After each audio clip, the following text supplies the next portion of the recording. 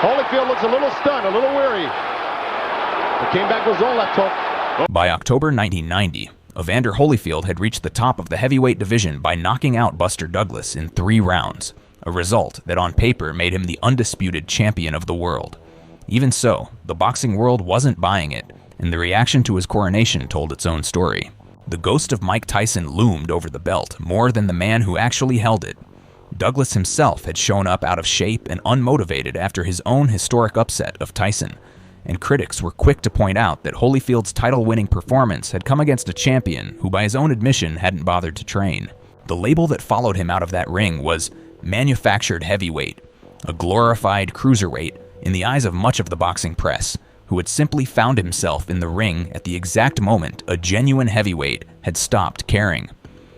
The skepticism traced back further than the Douglas fight, all the way to Holyfield's origins as a light heavyweight and then a cruiserweight, divisions that topped out around 190 pounds, 40, 50, sometimes 60 pounds lighter than the men he was now supposed to be sharing a ring with.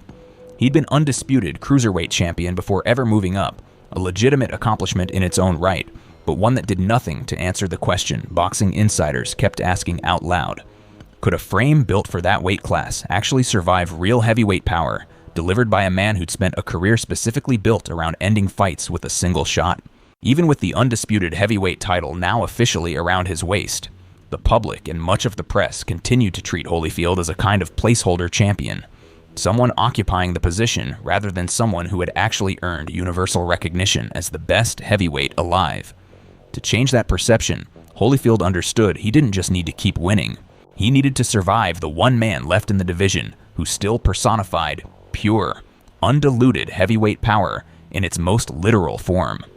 George Foreman, 42 years old, 257 pounds, riding a 24-fight, almost entirely knockout-driven comeback that had already stunned the sport once by getting this far. Foreman landed that. Here's another shot. Second time, or this different angle. What made this particular fight a referendum on Holyfield specifically, rather than just another mandatory title defense, was the sheer size of the physical gap it asked him to close. Foreman outweighed him by 47 pounds on fight night. Not a marginal disadvantage, but a difference roughly equivalent to an entire extra weight class strapped onto one side of the ring. And here's Holyfield coming back. Right uppercut, left hook, right hand to the chin. For Holyfield's camp, the year leading up to April 1991 was organized around a single, uncomfortable question that no amount of prior success had actually answered. Could a body engineered for speed and volume survive repeated, direct contact with a man built like an industrial machine? One who had made a career out of ending nights with single punches that didn't require setup or combinations, just raw structural force delivered close to the chin. Second time, or this different angle. Right hand right on the beam. His Houston training camp reflected how seriously that question was being taken. It abandoned a lot of the traditional road work and standard boxing conditioning in favor of something closer to a laboratory approach. Cut right hand. There's Foreman landed that. Here's another shot. Second time. Under 8-time Mr. Olympia bodybuilding champion Lee Haney and conditioning coach Tim Hallmark, Holyfield added explosive plyometric training and a deliberately engineered high-calorie nutritional regimen designed to push him to a functional fight weight of around 210 pounds. Still nowhere close to Foreman's bulk, but enough added mass, the theory went, to absorb Foreman's heavy clubbing jab without sacrificing the stamina that had always been Holyfield's signature advantage. So I took him to school on that one. Yeah. And I've read, It was a calculated gamble. Add too little size and the power differential might simply prove fatal to his chances. Sending out good vibes to the Sultan of Symmetry. Flex Wheeler, recovering.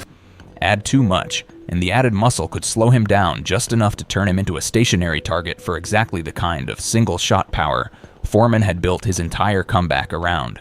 Critics in the boxing media weren't shy about their skepticism, openly describing Holyfield as a bodybuilder playing boxer, and predicting the extra mass would cost him precisely the cardiovascular edge that had carried him through the cruiserweight and light heavyweight ranks in the first place. The doubts didn't disappear once the opening bell rang on April 19th, 1991 at the Atlantic City Convention Center. They simply changed shape and moved to a different part of the fight. Through the early rounds, Holyfield demonstrated something nobody seriously questioned going in, that he could outmove Foreman using constant lateral footwork designed by trainer Lou Duva to stay off the ropes and away from the specific punching range where Foreman's single shots did the most damage. But the questions that actually mattered to Holyfield's legacy were never about speed. Foreman on the attack. You're not kidding. Holyfield looks a little stunned, a little weary. The entire sport already understood Holyfield was fast. That had never been in dispute, not even from his harshest critics. But Holyfield comes back strong with his own left hook. What nobody actually knew, what he had literally never been asked to prove in a professional ring, because no opponent in his career to that point carried anything close to Foreman's specific brand of power, was whether his frame could absorb Foreman's actual punches and keep functioning at a championship level afterward. Holyfield reeling from a couple shots. But Holyfield comes back strong with his own left hook. That test arrived gradually, over the middle rounds, as Foreman's heaviest shots began landing clean, and Holyfield's face started to carry visible, accumulating evidence of it. Swelling, discoloration, the physical vocabulary of a fighter genuinely being hit by someone who could hit as hard as anyone in the sport's history. Looked like he ran into a little bit of a left hook. Oh! Foreman on the attack. He kept his hands up anyway. He kept stepping back into range and throwing combinations back rather than retreating into survival mode. That decision, repeated round after round rather than any single dramatic exchange, was the real data the boxing world had been waiting years to collect. It wasn't a highlight reel moment so much as an accumulation of smaller ones, each round adding another data point to the same slowly resolving question. By the late rounds, Foreman was still standing, still dangerous, still fully capable of ending the fight with one clean shot, even at 42 years old, which made every additional minute Holyfield spent willingly trading with him in close range a further cumulative answer to the cruiserweight question that had followed him into the ring. He didn't manage the later rounds by circling and running out the clock.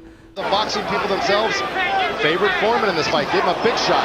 Oh, and he's got it! The safe, points-conscious strategy a smaller man with a lead might reasonably have chosen against a fighter of Foreman's power. Instead, he kept choosing, deliberately and repeatedly, to remain in punching range with a man widely regarded as the hardest single-shot puncher of his generation, long after a purely tactical fighter would have opted for caution. When the final bell finally sounded, both men were visibly spent, drained in a way that read as more than simple fatigue. The judges' scorecards, 116, 111, 117, 110, and 115, 112, all in Holyfield's favor, confirmed on paper what had actually been decided, round by round, over the preceding 48 minutes. Holyfield hadn't merely outpointed an aging legend fighting for one more moment of relevance and a well-earned payday. He had absorbed the best that raw size and single-punch power had to offer, from one of the hardest hitters the division had ever produced, and he had never once touched the canvas doing it. That, more than the win itself, was the actual outcome of the Foreman fight, separate from the belt, separate from the paycheck, separate even from the official result in the record book. Holyfield left the Atlantic City Convention Center that night with a badly bruised shoulder and a jaw that had absorbed more direct punishment in one 12-round fight than in his previous 25 professional bouts combined. Most of it was. I mean, very few people predicted a full 12-round decision. Nobody thought that they had. But he also left with something the Douglas knockout, for all its historical significance, could never have given him. Proof, absorbed in real time by his own body rather than argued about by commentators, that he genuinely belonged in the ring with the division's biggest and hardest-hitting heavyweights, not as an interloper who happened to catch a distracted champion, but as a legitimate physical peer.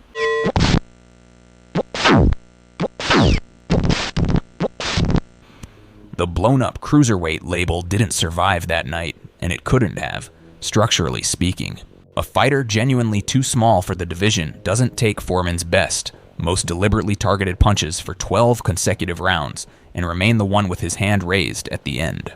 For Holyfield, that was the entire point of getting into the ring with a 257-pound comeback story in the first place, not simply to add another name and another zero to the loss column of his opponent's record, but to finally answer using nothing but his own chin and his own conditioning as evidence. The one question that no amount of winning against smaller, less dangerous men could ever have settled on its own. The significance of that answer extended beyond how the boxing press wrote about him the following week. Inside the sport itself, among trainers and matchmakers who spend their careers assessing exactly this kind of physical risk before agreeing to sign a contract, the Foreman fight functioned as a kind of formal certification. Before April 1991, there had been a real, practical hesitation among promoters about which elite heavyweights could safely and credibly be matched against Holyfield, not out of concern for his skill, which nobody seriously doubted, but out of genuine uncertainty about whether his frame could survive a full, sustained, heavyweight assault without being physically compromised.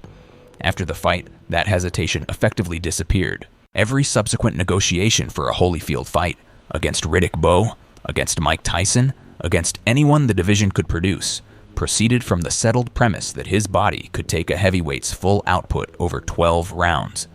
That premise had a price tag. It had been paid for, specifically, on the canvas of the Atlantic City Convention Center against the hardest single-shot puncher of Foreman's generation. The crowd standing on its feet here, Len. There's also a version of this story that lives entirely in the numbers, and it's worth sitting with them directly. Holyfield threw 755 punches across 12 rounds that night, landing 355 of them, an extraordinary output for a heavyweight championship fight, closer to the volume typically associated with a smaller, faster weight class than with two men whose combined weight exceeded 460 pounds. Left hook. Holyfield. Foreman had that right hand down. Holyfield snuck that left. That statistic, more than any single moment from the fight, is the real answer to the question the boxing establishment had been asking since the Douglas win.